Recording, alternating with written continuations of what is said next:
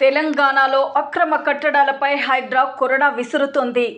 అది ఎవరైతే నాకేంటి, అక్రమ కట్టడాలు ఉంటే నోటీసులు అందుకోవాల్సిందే అంటూ అక్రమదారుల గుండెల్లో రైళ్లు పరిగెత్తిస్తుంది హైడ్రా. చెరువులను కబ్జా చేసి అక్రమ నిర్మాణాలు చేపడితే నోటీసులు ఇవ్వకుండానే కూల్చేస్తామని హైడ్రా చీఫ్ రంగనాథ్ అన్నారు. ఇదిలా ఉండగా విద్యాసంస్థల విషయంలో కొంత సమన్వయం పాటిస్తామని, విద్యార్థుల భవిష్యత్తును దృష్టిలో పెట్టుకొని కొంత సమయం ఇస్తామని అన్నారు. ఈ నేపథ్యంలో తాజాగా బీఆర్ఎస్ మాజీ మంత్రి అల్లుడు, ఎమ్మెల్యే మర్రి రాజశేఖర్ రెడ్డికి చెందిన ఇంజనీరింగ్ కాలేజీలకు రెవెన్యూ అధికారులు నోటీసులు పంపించి పెద్ద షాక్ ఇచ్చారు.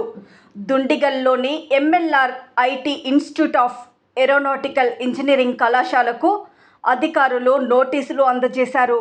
వీటిని చిన్నదామెర చెరువు, ఎఫ్టీఎల్, బఫర్ జోన్ పరిధిలో నిర్మించారని నోటీసులలో పేర్కొన్నట్లు సమాచారం.